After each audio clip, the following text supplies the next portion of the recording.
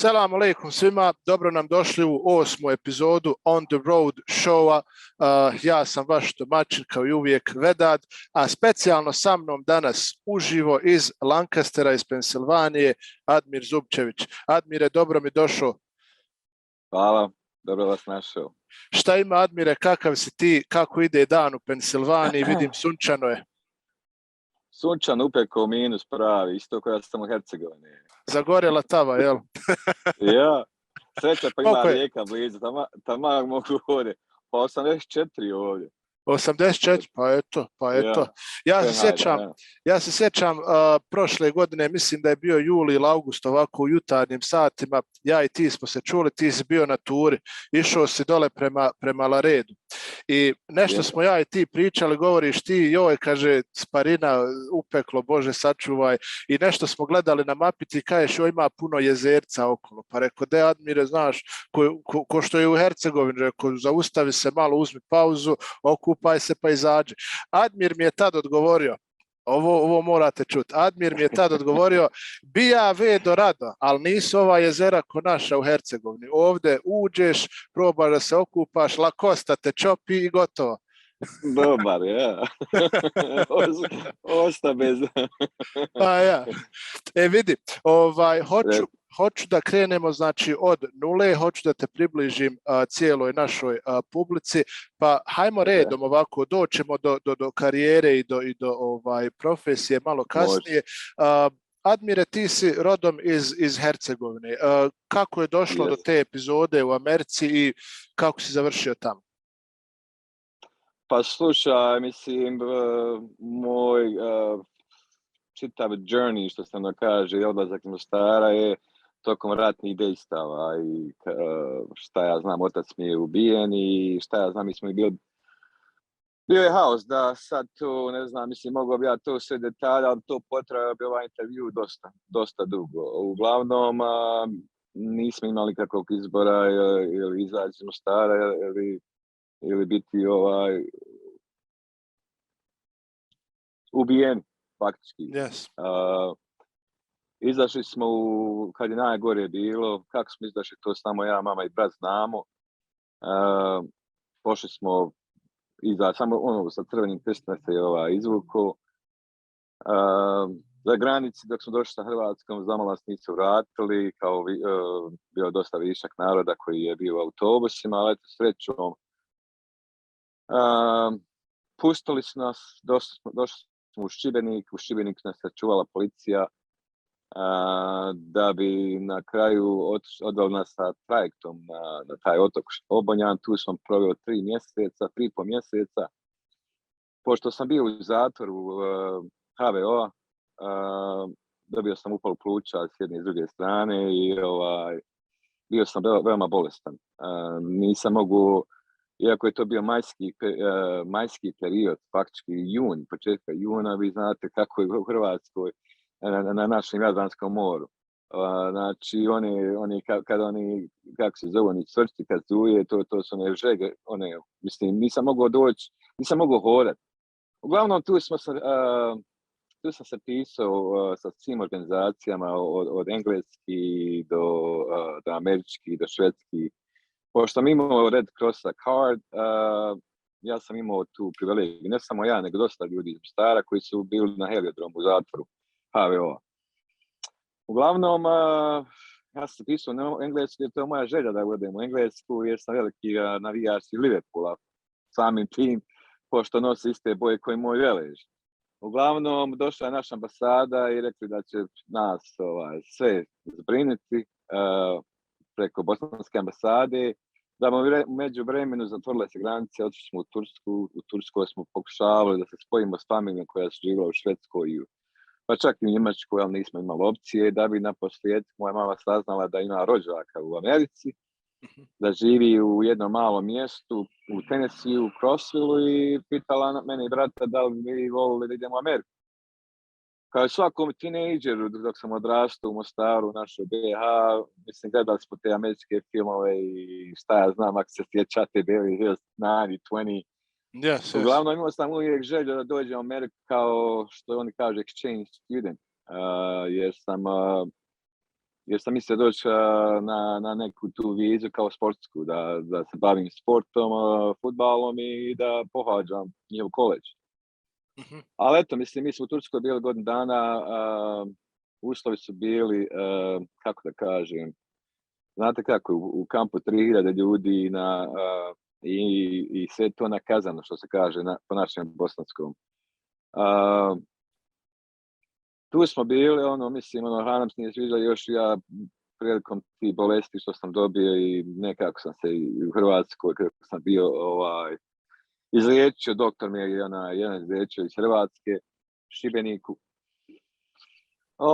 Tako sam, zato sam i tu izgubio nagu tu neku kilažu, vjerojatno zbog svega što mi se desilo, meni i mojoj familiji i izgubili oca i faktički ja sam bio nasljednik, mama mi je rekla da sam ja kao glava porodice. I tako sve je spalo na tebe. Sve se lomilo na mene, pa čak i dan danas moj brat koji je 3 godine mlađi od mene, on danas mene pita za sve savjete i šta i kako. I meni je bilo lakše što se tiče kad smo došli u Ameriku, jer sam ja pričao engleski, jer sam učio u školi u Mostaru i naš profesor, moj profesor je bila na koleđu Oxford, England. I tako da smo tu bili, ajte da se vratite da namještam, mama mi je rekla da li bi želili, mi smo rekli da, pošto nam je švedska ambasada dala faktički nam rekla ovo je naša država, znaš, da smo mi tu zbrinuti ovo i to i tako to, ali mi nismo imali nikakvih uslova, sve što sam imao, što sam ponio sa sobom, što se je bilo na meni, kad sam izašao u Mostara, to je sve što sam imao, znači nisam imao ništa, ni jesenje, ni zimsko, ni ništa. Ali eto, hvala Bogu, korak po korak. Normalno, familija nam je bila u Njemačkoj, Norveškoj, Danskoj, pa su poslali novac tako da bi mi mogli, imati odjeću. Uglavnom, pisali smo se i onda smo išli na prvi razgovor u Istanbul, u konzulat, na prvi razgovor i onda smo čekali možda 2-3 sedmice na drugi razgovor da bi na kraju nas pozvali da idemo na fizički pregled. I negdje u septembru, znači čitav proces traje 3 mjeseca. U septembru smo dobili let za New York City. Prvi dolazak u New York City, mislim, bilo je božanstveno, mislim, opet, metropola. A kako je više od metropole za mene. I tako da smo se tu, onda opet neki rastanak, pošto dosta je naroda bilo koji su došli u Ameriku iz Mostara, jer nije bilo druge opcije iz Turske doći bilo gdje, pa čak i u Raciji u Mostar ili u Sarajevo u Bosnu. Pokušao sam ja, pisati sa nekim pjesničkim putevima preko aviona, ali to je bilo neuspješno i onda u Turskoj nisam vidio neku perspektivu i iako sam bio sam tu u kampu i rekao sam mame ako nam ne uspije za Ameriku onda idemo u Istanbul ili Ankaru da nađemo posao i da tu živimo. Ali se ipak otvorilo, jel? Otvorila se ta solucija i eto mi smo došli u Ameriku. Koji prvi grad ste došli, izvini? Došli smo u New York City i onda smo tu dobili, tu smo zadovoljili, pozdravili svaki išao na svoju stranu, neku Kaliforniju, neku Missouri, neko... Faktički smo se različili, svi što si izašli stavili tim autobusima bili smo kao familija, kad smo došli u Šibenik. I tako da smo došli, mi smo išli, ali se nama, pošto sam ja bio prevodilac iz Turske kad smo pošli za New York City, znači ja sam morao ostati malo duže da bi moglo sve prevesti što se tiče ovi ostali ljudi koji su išli za druge države. I na posljedku kad su meni dali konačno kad sam moja mama i brat i ja dobili tu I-94, to je bijeli karton. Da. Faktički to je za legalan ulazak u United States. I onda smo dobili neke naljepnice, piše Knoxville. I kaže meni mama, kaže, pa što kad nam piše Knoxville, kaže mi idemo za taj neki Cookville, se zove mjesto. I ja pitam ove border police officer, kaže mi trebamo da idemo u Tennessee, a ne u Cookville, a ne u Knoxville. Jer tamo nam je mami rođak našao sponzore. Sponzor je faktički bila crkva. I oni su vidjeli oni su kontaktirani sa Immigration Catholic Office kad su bili sukobi i progonstvo u Bosni, i tako da su oni sponzirali dosta naroda u Americi, među njima i moja familija. Uglavnom, oni su nam bili sponzori, doveli nas sa Immigration Catholic Office, znači nam do 6 mjeseci, oni naći stan, posao, osiguranje, izvaditi social security, onda registrovati se za vojsku, jer faktički ne možeš ništa dobiti, ne možeš dobiti social security ako se ne registruješ za vojsku. I bili smo u toj kući naših ljudi i mi smo stalno s njima se tokom svakog dana ili sedmice. Mi smo se osjećali kada je naša fama, kao naši djedovi, nene koje mi nismo. Faktički imao sam jednu njenu mamina mama, ali ona je rano duš nama nazad, ona je umrla prije 20 godina. Mm-hmm. Uglavnom, znaš kako vidi da dođeš iz kampa koji nema uslova.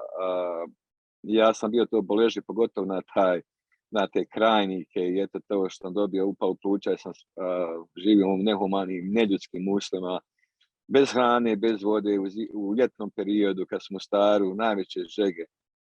Bili smo faktički ne bi rekao roba, više kao miševi, ne ljudska bića.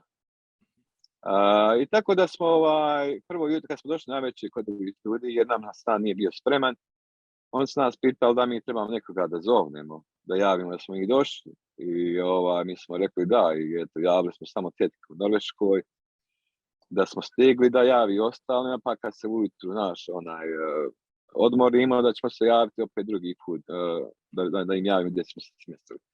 Uglavnom, znaš kako ti da dođeš iz Turske, uslovi nisu bili dobri u kampu, jer tu bilo dosta naroda, onda stavije 2 familije u jedan dio od montažne kuće i tu faktički nemaš nikakvi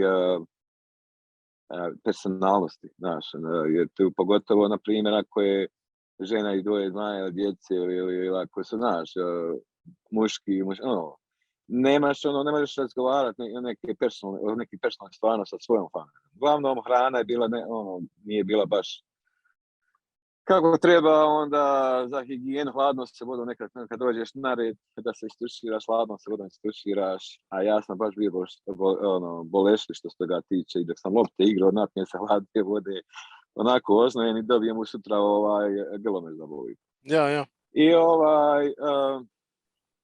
I tako da smo ujutru ustali, oni su znali da smo mi muslimani i faktički doručak je bio, znači sve je bilo, šta mi jedemo, znači piletna, sir, mislim obilni doručak, da sad ne govorim šta sve, ali kad dođeš gdje si bio godinu dana i nisi vidio tu hranu, jer nisi imao mogućnosti da kupiš, nisi imao frižidera da ti to, i kad kupiš da moraš ostaviti. Vjeruješ ti meni nakon 30 nešto godina da ja još to jutro ne mogu da zaboravim dolazak u tu kuću, jer opet mi dolazimo, mi smo stranci, da nam tako pripreme i doručak i da nam dadnu da zovne bilo koga, jer čak na kraju prvi dan, prvo to jutro kad smo doručkali, on se treba ići u prodavnicu i nama su rekli da ostanemo, da mi ostanemo kod kuće, da je to telefona, da zovne koga god hoćemo. Faktički kao strancima dali, da ostanu u njihovoj kući. Eto koliko su nam već primili kao svoju djecu. Yes. I tako da smo tu dobili posao i tako to, mislim. Tjedo reći, nažalost, dosta naših vozača i dosta naših ljudi, evo u BHX-u dijelić te tragične prošlosti 90-ih koju smo osjetili na svojim leđima. U razgovoru sa dosta naših vozača ranije, mnogi su do Amerike došli teškim putem, s obzirom da su se našli u teškim ratnim okolnostima ovdje u Bosni 90-ih. pokušat ćemo malo da se udaljimo od toga, jer to su teške teme, ja primjećujem, imam taj utisak i ti dogovoriš o tome. Danas je evo u Lawrenceville, Georgiji nastanjen. Koliko dugo si u Georgiji, kakav je život tamo, kako ti provodiš svoje slobodno vrijeme, kako to ide u Americi općenito, u čemu se pronalaziš najviše?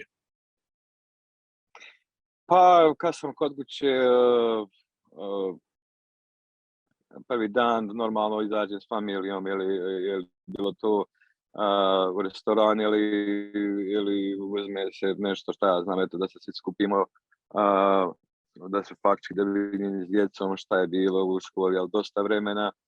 Djeca brzo rastu i radeći ovaj posao malo mi je u zadnje vrijeme postalo malo teže, pošto kad vidim svoju djecu imam osjećaj da kad god se vratimo na djeca sve viša i starija, a ja vidim da sam i ja stariji. Pa eto, sad je tu pitanje, Admire. Koja emocija je jača jedna od druge? Da li ta što ti shvataš da ti stariš ili što oni odrastaju? Pa što oni odrastaju? Šalim se, ja malo. Što oni odrastaju? Znam. Znaš kako je normalno što odrastaju. Mislim, ja sjećam jednog Amerikanca u meni, on je vas da govorio, man, it's just a number on the paper. That's all it is. It's how you feel. Što znači, to su samo brojevi na papiru. Zavisi kako se čovjek osjeća, kako do sebe drži, šta ja znam. I tako te stvari. Ali što se tiče hobija, pa eto, uvijek volim da pogledam dobru utakmicu na televiziji, pogotovo ako igra moj Velež ili Liverpool, ko što danas igra Velež. Najviše volim isto da odem u ribolov. Pogotovo vikendom ili kad znam da je voda, da je brana nije puštena, tako da mogu hodati po rijeci. I to me veoma dosta opusti. Ostanem tu skoro pola dana, nekad čak i više. Gdje najčešće ideš u ribolov? Je li ima neko određeno mjesto blizu mjesta gdje ti živiš ili? Pa ima jedno sat, zavisi do trafika, pošto je Atlanta i Lawrenceville i ta area Beauforta, to je sve prenaseljeno. Zavisi sve do trafika. Nekad mi treba 30 minuta da dođem, nekad sat vremena do Beaufort demo, zavisi. Ali ja priječno odem ujutro rano, tako da izbjegnem tu gužu na putu. A odem tamo, to se zove mjesto Beaufort Dam, to je brana, na jednoj strani je to jezero, a doli iza brane je rijeka. Ona je hladna i tu prečno ima i pretežno su pastrke, a ima i oni, kako se zove, šarana i sve škobar, ja pustim. Fino. To je da legalno je na tom mjestu pecat, nema nikakvih... Jeste, normalno moraš tamo jedino imati dozvolu, možeš uzeti po danu, za jedan dan dozvola, ja inače uzmem godišnju. Nama je svuda zabranjeno. Ne može zezati. Pa malo zabranjeno, znaš, kao ne može tu, pa odeš nekad ovako, evo ja sam znao, nedavno sam išao na Drinu, malo sa ovom ekipom da pecamo, pa je naišao neki inspektor, pa smo ga malo pričom sredili i nije bilo ništa, nastavili smo dalje, on dalje svojim putem, ali ne daju, mislim, na 90% lokacija je zabranjeno. Imao dozvolu, nemao. Dadeš mu 5 maraka, hoće otići na kafu. Nisam vas vidio, jel? Tako se to radi. Pa jes. Tako to, onda bio sam ja i JNA vojska, bio sam i u armiji. I volim otići nekad i u streljane rade. Pošto sam u JNA bio vojna policija, imao sam tu obuku i šta znam, mogao sam bio jaktiv ljudi, ali nisam htio jer meni ne mogu ja bez mostara, znači će mene baciti. Ma kakav aktiv ljudi, daj, 12 mjeseci je dosta, hoće ja kući. I volim auta. Volim auta, šta ja znam, da održavam, ajde kupijem i da mijenjam. Dosta sam prije što se ženio jedno 10 sigurno auta promijenio od Mustanga do BMW-ova, do Mercedesa. Rekao sam više kapak. To je najomiljeniji brand što se tiče auta. BMW. Aha. Ja sam Audi fan, bio sam BMW fan nekad u prošlosti, ali me Audi kroz iskustvo okrenuo na svoju stranu.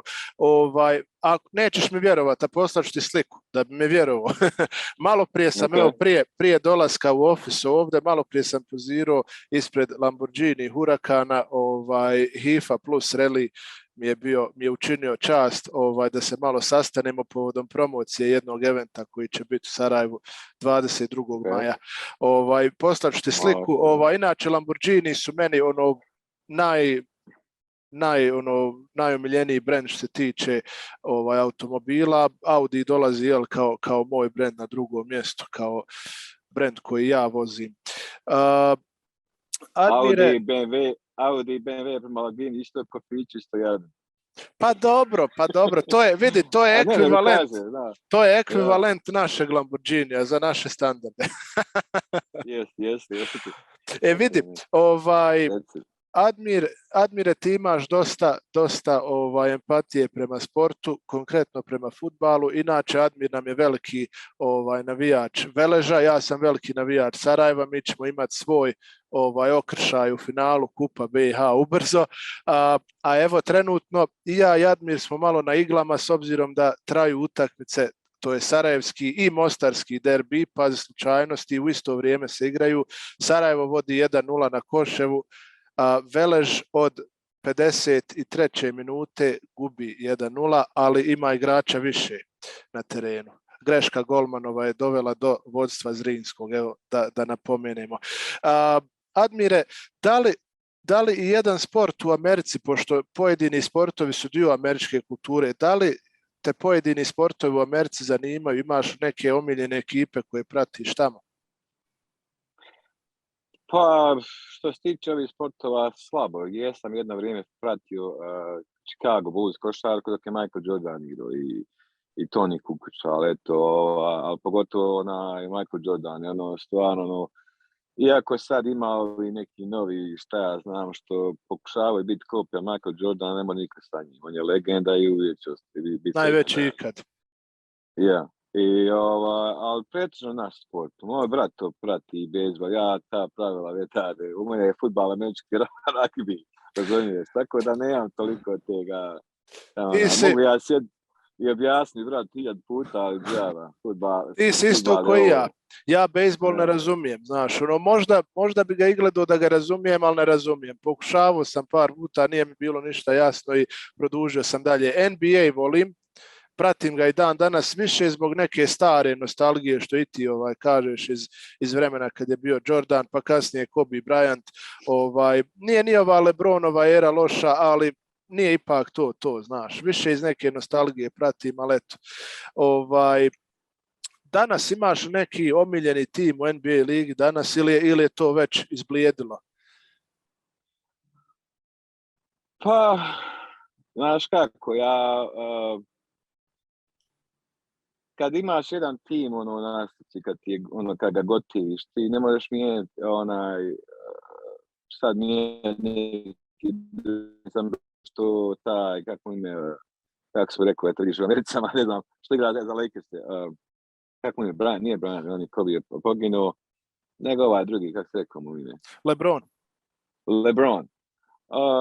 On je dosta ufuran, znaš, tako da ga ne gotivim, danas ja opet volim Chicago, pa da nema veze, Chicago Bulls nema veze ko igra, jer znam ko je igrao i ko je osvajao trofeje s Chicago Bullsom.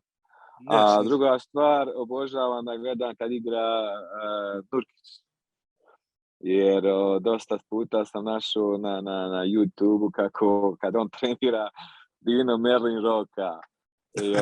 Yes. Dobar mu je svaki pre-game mu je odličan. Znači neka naša pjesma Sevdalinka, odličan uvod. Puno srce čovjeku vidje da se tamo daleko u Americi, u čitavom tom svijetu gdje je pažnja na toj ligi ogromna i gdje dosta ljudi prati. Dosta ljudi će se zapitati odakle ova pjesma, čija je pjesma, znaš, naučit će nešto i o Bosni i o nama, tako da je to veliki ponos u svakom slučaju. I naučili su dosta. Iako sam ja bio u tom malom mjestu, ja sam imao dosta Amerikanaca, moja raja bila u Nashvilleu i tako da smo hodali po tim njihovim diskotekama i to, ali dosta Amerikanaca je dolazili na naše koncerte i ovako, sluša pjesma ako sam ja u auto pa čuje, what kind of music is that? Ali šta sam htio, tako da dosta dosta se radio, dosta Amerikanaca zna i naš jezik, tako da ne pogotovo kad sam preselio u Atlantu 2010, 2011, kad sam preselio. A što se tiče sporta, isto, eto, drago mi je gledati kad Nukić igra i kad napreduje. Bilo ko od naših koji dođe iz Bosne, pa samo kad dođe u Ameriku i kad postane nešto kao sportski igrač. Eto, žao mi je bilo onoga drugog momka što nije mogao opstati u Knicksima, njega uvijek zaboravim. Nurkić mi je uvijek ostao pri duši jer imam razlog zbog toga. Jer čovjek voli Bosnu i normalno iz Bosne je došao tu da igra, znači na radu, jel tako? Praktično je ambasador Bosne u tom smislu. Ambasador, da, upravo tako. I uvijek i poštuje historiju svoje države. Govoreći o našim herojima koji su pali za državu. Morat ću da se uključim. I Admir je veliki ambasador naše države, kao što vidite, velika naša bosanska zastava u pozadini tamo stoji. Maksu sam ga zamolio da i ona uđe u kadar. Tu je. Drugi put će zbaciti armiju 4. korpusa BiH. Može. Prije nego što pređemo na profesiju, malo samo ću javiti, u Mostaru je 1-1, pogodio je Brandao. Konačno, ne smije pati. Ranjenike ne smijete ostaviti, igrajte srcem. 100%. Idemo mi dalje. Sad dolazimo do toga gdje ti ulaziš u profesiju vozača. Kako to počinje, kako si se pronašao u tom poslu i ti si evo sa nama od 2019. Kako dolazi BHX u tu priču? Pa ja sam sa Aldinom i sa BH Expressom faktički 2016. Ja sam radio sve negdje do 2019. Kad sam otišao da znaš kako, dosta je naš narod naivan, pa sluša neke priče, ovako, onako, hvalostave, ja sam otišao, bio jedan taki naivni, što se kaže, magarac, a mogu sam sebe nazvati kao magaracem, da odem od Aldina. Ali sam se vratio brzo jer sam vidio da ne može i da je najbolja osoba i najbolji čovjek kojim se može raditi Aldin. Najbolju kompanijima. Je u početku bilo je, mislim, i danas mislim super, ali eto, mislim, govorim za početak i govorim sad jer ima vas i vi ste stvarno, ja mislim, nemam riječi, mislim, drago mi je i volim i poštujem svakog od vas i drago mi je jer dosta ste pomogli u razvoju, mislim, normalno Aldin je to razvio, ali dosta se pomoglo da razvoju ove kompanije. Ali što da kažem, svugdje vedade, ovako čuješ, upoznaš neke naše vozače koji voze za onoga, pa kad lažu sami sebe koliko je plaću. Mislim, ja sam u ovome 2016. i znam kako ture i gdje ture idu i koliko se plaće. Ali eto, ja sam vratio, drago mi sam se vratio jer tu je moje mjesto, razumiješ, s Aldinom i sa BH Expressom s vama. Mi smo kao familija, svi mi. Nemam nikad, dobro, opet kažem, opet nije lako, mi smo tersi, početi od sebe, razumiješ, nekad se naljutim, pa gdje sam tu turu dobio, neću ja tamo, ali na kraju, ja opet gledam koliko se na kraju sedmice izađe, kako ja izađem, razumiješ. Ali inače, mislim, što se tiče prezadovoljna. Kompanije, vas, sviju, Aldina, njegove familije, ekipe što znam u BH Expressu dosta. Što se tiče vozača, neki su novi, s nekima se upoznajem kad sam na čak stavu. Doćemo do vozača, doćemo do tog upoznavanja. Što se tiče tog dijela, mi smo imali dosta iskustava ranije gdje su neki ljudi htjeli da se oprobaju u nekim drugim kompanijama, u nekim drugim poslovima. I ono što mi uvijek kažemo, Admire, i to potpuno iskreno, što se tiče i naših ljudi i naših vozača generalno, ako je na faka negdje drugo, mislim, razumiješ, mi svakome želimo sve najbolje. Najčešće se desi da ljudi shvate da to nije ispravan potez, da im je ovdje dobro i vrate se. To je ok, mislim, to je normalno u životu. Drago mi je da se ti nisi vratio, ne bi sad ja i ti pričali ovdje o Veležu i ovim utakmicama, ali eto, sudbina je ipak sačuvala tu liniju i ti si ostao sa nama u pravoj ekipi. Šta hoću da ti kažem, drago mi je čut kad neko spomene taj odnos familije, razumiješ, jer mi nastojimo i kroz naše svakodnevne operacije i kroz svakodnevni odnos prema poslu da gradimo tu kulturu sa vozačima koja će promovisati taj prikaz jedne familije, razumiješ, tako da i nama isto kad mi tražimo te ture, kad rješavamo neke probleme, kad gledamo kad se borimo za granicu i tako to, ništa se na to ne posmatra kroz prizmu ja sam sad tu, to je moj posao, ja to moram uraditi. Posmatra se kroz prizmu, ja imam svog vozača, on je tamo, on čeka, on mene treba, hajde da se ja potrudim da uradim ovo za njega, da sve prođe kako treba. Razumiješ, to je taj odnos kojeg mi gradimo, to je neka ta kultura koju BHX promoviše i moram ti reći, drago mi je da i vozači to osjete i da to spomenu i da to prepoznaju. Ti si evo već 3 godine, dobro, mislim duže, ali od kako si se vratio 3 godine si sa nama, vidio si dosta izmjena, dosta promjena u BHX-u, dosta developmenta, evo sad vidiš i aplikaciju. Kako gledaš na sve to? Da li vidiš da BHX ide u pravcu u kojem će vozači biti u još boljem položaju? Da li misliš da fleksibilnost koju BHX nudi vozačima u odnosu na njihove planove kroz svoj posao i kroz obaveze koje imaju prema svojoj familiji i kući, da li vidiš da idemo u pravom smjeru u vidu toga? Definitivno, da idete u svakom smislu. Pa gledaj, ti si mene pitao kako sam ja počeo. Ja sam počeo 2016. A prije toga sam radio za Walmart 21 godinu, a bio sam 16 godina asistent menadžera. Nije bilo lako, ja sam prešao u Atlantu ne samo zbog ženine mamene ili šta ja znam ili zbog moje karijere, nego sam prešao najviše radi djece, jer ovdje naših naroda ima dosta i imamo i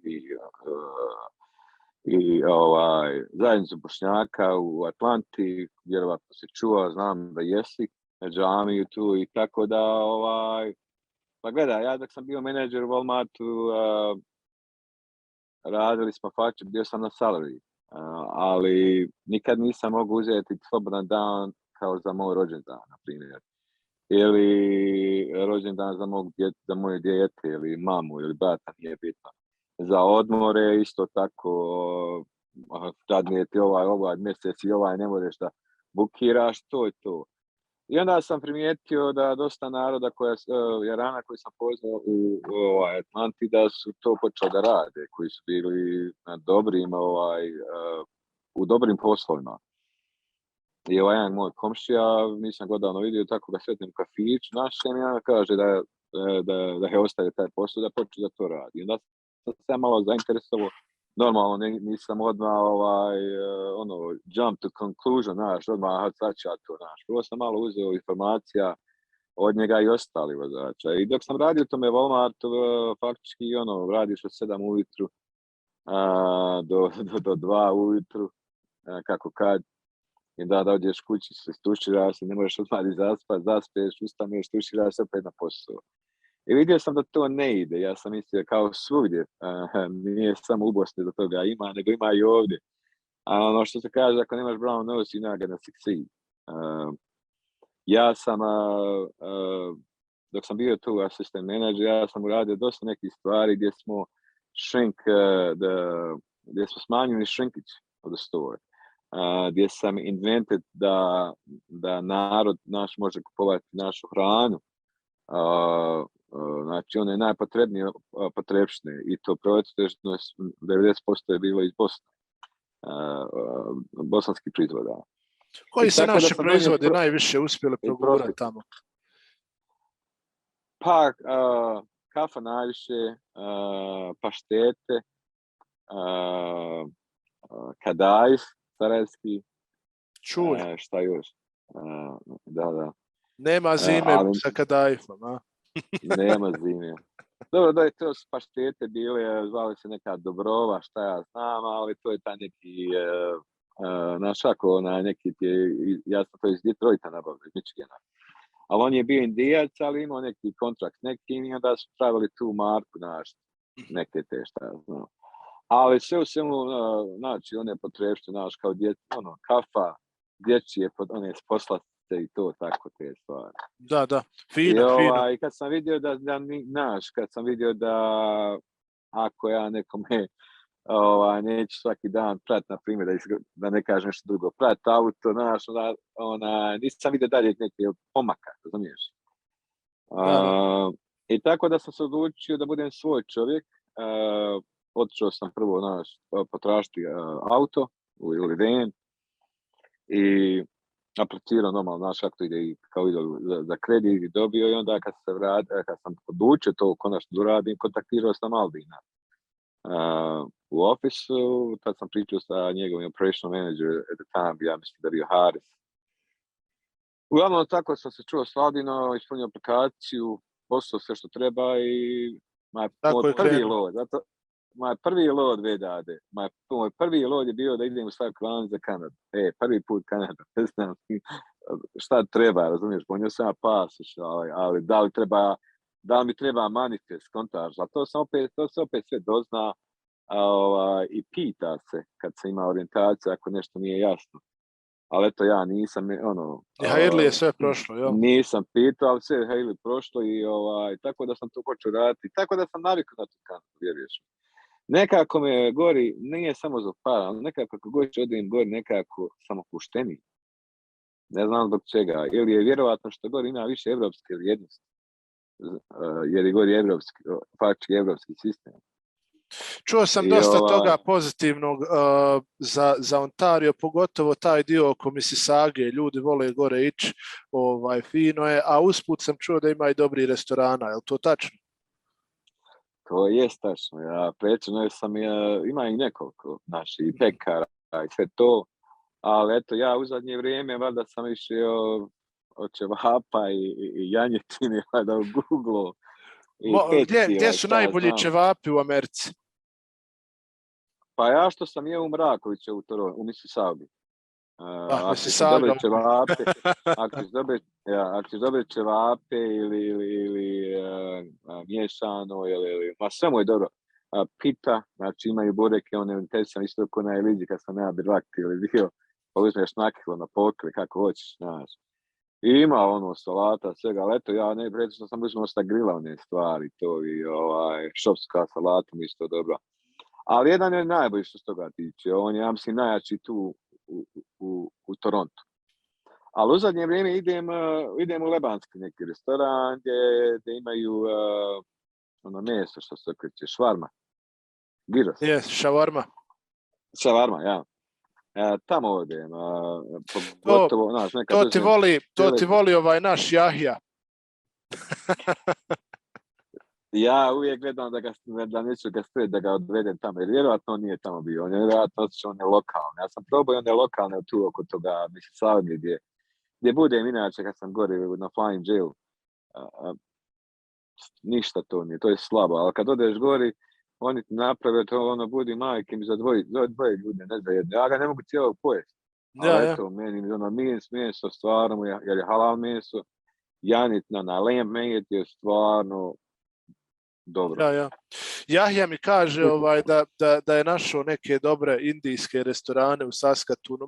Malo završi gore i odmah pravo te restorane posjećuje. Ja, on voli da istražuje da proba hranu svi ljudi, drugi zemalja, to sam primijetio. Yes. Yeah. Vidi, Admire, drago mi je spomenuo, evo i ti si često na tim loadovima koji idu u Kanadu. Sa BA Checksom si evo u ovih nekoliko godina koliko si sa nama prešao dosta milja, bio si u svim krajevima Amerike, bio si u Kanadi. Koja ti je omiljena tura bila do sad? Koja je to najbitnija uspomena koju vučeš s te ture? Pa ja bih rekao da je to San Francisco. San Francisco? Prvi put kad sam otišao u San Francisco, ja. Iako bi i danas volio da dole odem da živim, ali dole je stvarno preskup za život, standard života je preskup, ali eto, mislim, to mi je bilo prvi put i onda nešto mi to ostalo u sjećanju i da odem da vidim istorijski grad toga San Francisco, downtown. I pogotovo normalno most. Fino. Dobio sam tu turu iz Minnesota, što sam se nađe iz Raljišta. I nađe sam ja nadokao jednog kraja Američke doli u San Francisco. Hajde je sa ista često idu ture tamo iz Minnesota, je malo neobično, ali eto, kad je nešto suđeno da se desi, desit će se, pa makar bilo i iz Wyominga, jel? Ja, jest. I druga stvar, kad onda birvakti, što se kaže, birvakti u početku, te ture su bile, ko što su bile ove ture nedavno za Kanadu, 3 puta više. Razumiješ? I to kad vidiš ti tu cijenu, mislim, ne možeš da vjeruješ da je to. Razumiješ? Da. Dobro, iako ja tada nisam bio imao predstave, da vidim šta meni sve ta novac treba, šta sad ti novac treba da pokrije. Nije to samo gorivo, jer jedan dio moraš da ostavljaš sa strane u slučaju popravki ovog auta i da gledaš na maintenance, što se kaže. Razumiješ? Jer svaki lot koji sad radim, ja uvijek gledam koliko mi, što se tiče miljaže i to šta ja znam, koji dio novca moram ja da ostavim za maintenance, što se tiče popravke ovi venova. Jer ovo mi je drugi ven vedade i imao sam loše iskustva sa prvim. Što se tiče popravki, za 3 godine, šta ja znam, neki možda 15-16 hiljada sam ja popravki uradio, platio i 2 puta sam bio zaglavio 1 sedmicu u Kanadi, 1 sedmicu u Syracuse, baš zbog tih popravki. Jer nisam mogao namaknuti. Pogotovo u Kanadi kad nisam izgubio kočnicu. Nisam mogao kočiti. Isto, to je bilo, znaš kako me strah bilo. Bilo me više strah nego kad sam prvi put se oslobadio da skočim sa starog mosta. A skako sa starog mosta znači? Pa jesam jedno buraz, ali to je bilo kad sam bio mlađi, kad sam trebao poći u vojsku i to je bilo, znaš kako, mora skočiti, ako nije se skočiš, nisi iz Mostara. Kakav je osjećaj skočiti? Strah buraz. Ne znam šta da ti kažem, ne znam već, lupa ti srce, gledaš dole, ali govori meni dajđe, tada ne mogu gledati dole, razumiješ, ne mogu gledati u rijeku, u visinu, to je najvažnije. Ako gledaš al džaba, ja malo dole, znaš. Ali dobro, oslobađali smo se prvo s peći, što se kaže, sad do Rađika, sa Gvozdena, do Rađike doli na Luci i Gvozden je u Mali, donio Mali. I da bi na kraju skakali sa onim peći na oko prije starog mosta, da faktički imaš neki taj osjećaj šta ti čeka, znaš, i kako da skočiš, kako da zaštiš kako da zaštitiš muškost. Ali eto, mislim, sam, imao sam osjećaj da izvineš da neću kupače da pomognem prijateljima. Kakav je bio osjećaj. Razumiješ? Ali ta želja jednog Mostarca da skoči sa Starog mosta je ipak prevazišla svaki strah, je li tako? Pa normalno. Pa ja. Volim dole otići Admire često i završim dole često zbog ove automoto scene. Evo, naredni vikend možda ću opet dole 14. 15. ima Street Race Balkan. S tim da je moguće da pomjere zbog vremenske prognoze, trebao je biti 8. ali je pomjeren. Tako da vidjet ćemo šta će biti sa tim, ali bilo kako bilo, ljeto dolazi, ja sam ljeti dole često i stvarno je dole prelijepo. Mislim, hoću svakako, ako Bog da, ali prvi put kad se zadesim dole, da li će to biti ovaj vikend ili neki naredni, vidjet ćemo, obavezno ću ti poslati par slika da vidiš jel se šta promijenilo, da vidiš eto kakav je ambijent dole. Što se tiče upoznavanja drugih vozača u BHX-u, spominjao si malo prije da znaš neke naše vozače. Čuo sam i ranije od drugih ljudi, često se srećete na trackstopima i tako to. Koliko naših vozača znaš, s kim si najbliži, kako ide ta komunikacija kad se ljudi povežu na trackstopu? Pa, pretežno ja mogu prepoznati svakog našeg čovjeka, razumiješ? I ja se volim svakome javiti. Ja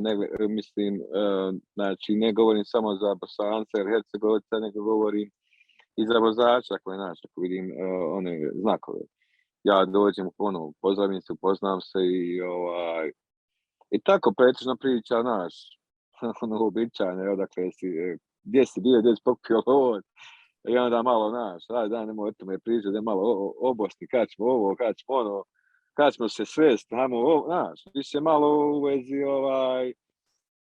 vezi drugih stvari, nego da sad pričamo, mislim, još sam čuo ti priča, razgovora, koliko je kome tura plaćena, razumiješ, kako se plaćaju ti lodovi, jer upoznam dosta i vozača koji nisu sa BH Expressom, pa to je prvo pitanje, odakle si uzeo tur i ovo, Tako da uvijek pokušavam da malo, da više da sjedim, da se ispričam, jer svi mi živimo u različitim dijelom Amerike i raspravljam o njih stvarima što se tiče hobija, šta radiš kad si kod kuće ili šta ja znam. Ili ako neko ima nekog iskustva, već nekih stvari što se tiče vena, što je bilo to popravke, bilo to ugrađivanja, air conditiona ili šta ja znam.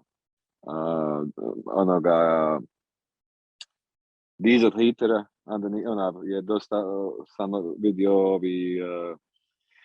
naši vozača koji, ovi iz, kako se zove, iz drugih, ne iz Bosne, nego jer nisi imao predstave što se tiče kako se ugrađiva taj repasto ili jednoga sam zvao da mu objasnim šta očekivati sa Mercedesom. Ja sam da vam poslao poruku, pitao nekoga da ga zovne na chatu, na apu. Uglavnom ja sam ga zovno i rekao moj iskustvo što se tiče ovih automobila.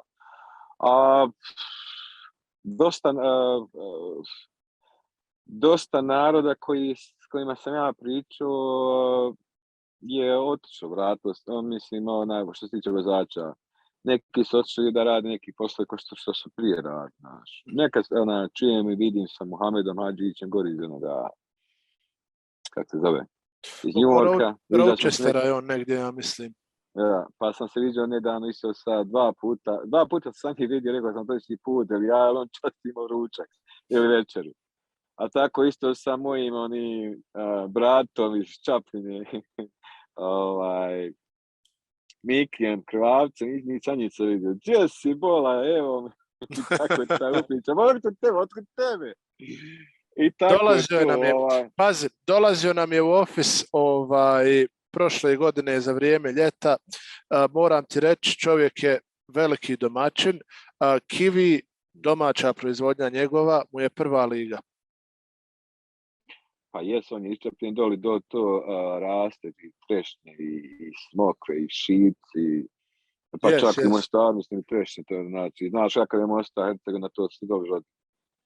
Miko nam je imao jedan čitav sajam ovdje, on je čitavu izložbu, prezentaciju svojih proizvoda u ofisu našem napravio, tako da nam je bilo nam je vrhunsko druženje.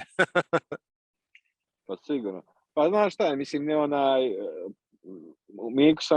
Miku sam poznao ovdje u Americi, što prvi put sreli u Kanadi, prije nekoliko godina.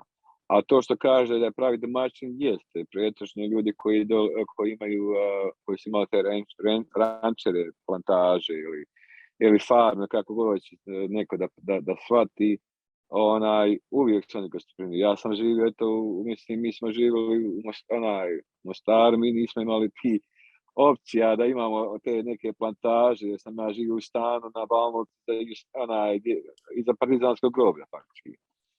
A familijarni kući imao doma u Uci. Imali smo grožđe do duše. Grožđe je svake godine rodilo. I šipke, dobro šipke, kao mlađi uvijek sam išao tuđe bašte. Staćiš vas, da ti to rastrajam sve. Gdje će biti ako neće u Hercegovini, je li tako? Normalno, ja. Ja. Admire, veoma zanimljivih tema i to puno ih imamo. Djelić smo evo obradili. Ja ću za kraj te pitat kakvu poruku bi ti poslao svim članovima ove naše BHX familije, znači odnosi se na i management kompanije i nas ovdje u Sarajevu i vas sve vozače i njihove porodice i prijatelje koji redovno prate naš show. Znači sva pažnja je na tebi. Kakvu poruku bi ti svima želio da pošalješ? Kao što sam na početku rekao, svi smo mi kao familija, svi radimo i dišemo kao jedno. Trebamo samo biti strpljivi kad čekamo te ture. Prvi ja pa svi ostali, da tako kažem.